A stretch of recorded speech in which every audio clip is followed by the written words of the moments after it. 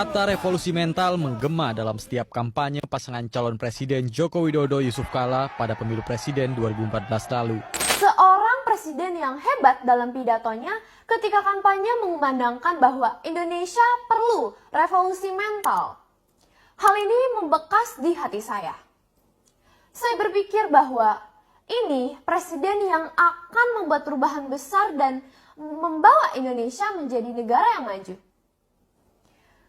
Benar, ternyata saya melihat bahwa presiden membangun jalan tol, memperbaiki jalan rusak, dan membuat gebrakan ekonomi yang dimana negara lain ekonominya sedang sulit, tapi ekonomi Indonesia masih stabil. Namun di balik keberhasilan tersebut, saya sedih melihat yang dilakukan Bapak Presidenku bukanlah revolusi mental, tapi revolusi mental. Karena ternyata mental dan moral bangsa merosot ke bawah. Ditandai dengan banyaknya aparat penegak hukum malah menjadi pagar makan tanaman. Sebut saja Ferdy Sambo yang membunuh polisi, Teddy Minahasa yang menjadi bandar narkoba. Tidak ketinggalan wakil Tuhan Indonesia seperti oknum Hakim Agung MA ditangkap karena jual beli putusan. Belum lagi oknum menteri yang bahkan mengkorupsi bantuan sosial untuk rakyat miskin. Sungguh sedih hati saya. Namun saya sadar bahwa saya hanya anak kecil berusia 16 tahun di bawah umur. Belum bisa berbuat banyak kecuali mendoakan Indonesia agar bisa berubah. Betapa kagetnya saya ketika saya melihat ayah saya yang selama 3 tahun berusaha membela rakyat yang tertindas. Korban investasi bodong, korban KDRT, korban oknum aparat, malah dipenjarakan. Di sini pun saya masih berusaha sabar dan ikhlas. Apalagi saya melihat ayah saya memang rela dan mau masuk penjara sebagai bukti ketaatannya kepada hukum. Hingga di dalam penjara ayah saya terkena sakit kronis bahkan fatal akibat dari diabetes dan darah tinggi. Ginjalnya gagal dan sudah tidak berfungsi, sudah stadium 5. Hidupnya tergantung dari mesin cuci darah 3 kali seminggu. Tidak berhenti di situ, walau di penjara dan sakit parah, namun Mabes Polri Dirtipid Cyber memaksa ayah saya untuk diperiksa atas kasus pencemaran nama baik yang dilaporkan oknum kejaksaan yang diduga memeras klien ayah saya. Disinilah saya sadar revolusi mental yang didengungkan Bapak Presiden bahkan tidak dijalankan oleh Kapolri, bawahan langsung dari Presiden. Mulailah saya tergerak untuk bersuara dengan tujuan semata-mata untuk membela ayah saya. Bukan sebagai advokat, melainkan sebagai seorang anak yang mengasihi ayahnya. Saya mau membuktikan kata-kata dan janji-janji manis Kapolri seperti Polri presisi, transparan. Yang mengkritik Polri paling keras adalah sahabat Polri. Maka saya tanpa paksaan siapapun ingin menantang Kapolri untuk berdebat, untuk membela ayah saya. Saya ingin membuktikan transparansi dan sahabat Kapolri ini apakah benar atau hanya omong kosong. Setelah saya membuat video terbuka dan mengirimkan surat resmi langsung ke Mabes, tidak ada sama sekali jawaban dari Kapolri.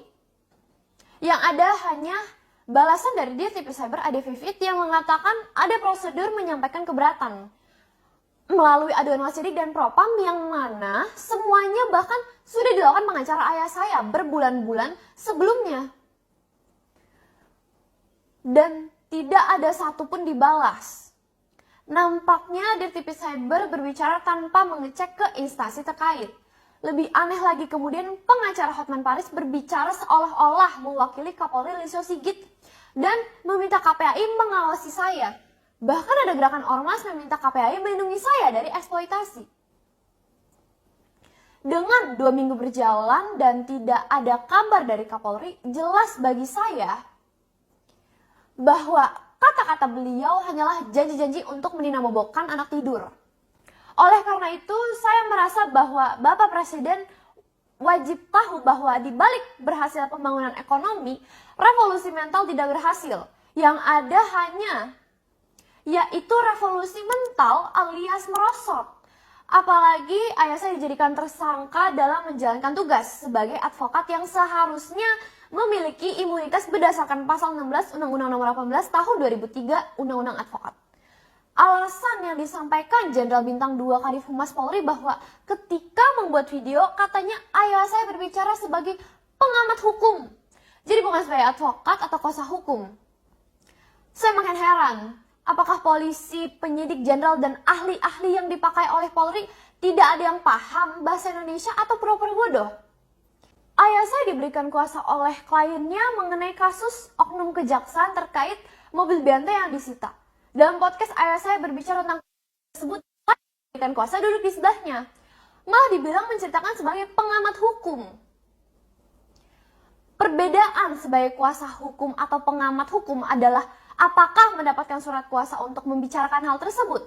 Ayah saya mendapat surat kuasa untuk mengurus hal yang dibicarakan, tentu saja dia berbicara sebagai kuasa hukum. Sebagai pihak yang langsung bersentuhan. Berbeda jika ayah saya berbicara mengenai kasus Brigadir Joshua yang dikuasakan ke pengacara lain, yaitu Kamarudin. Barulah ia berbicara sebagai pengamat hukum. Saya sebagai anak kecil tahu dan paham dengan jelas. Masa ya Jenderal Bintang 2 sama sekali tidak paham? Ataukah memang ayah saya target operasi untuk dibungkam? Karena ternyata hingga saat ini, saksi fakta dan saksi kunci yaitu klien ayah saya sama sekali tidak pernah diperiksa dan dipanggil oleh polisi.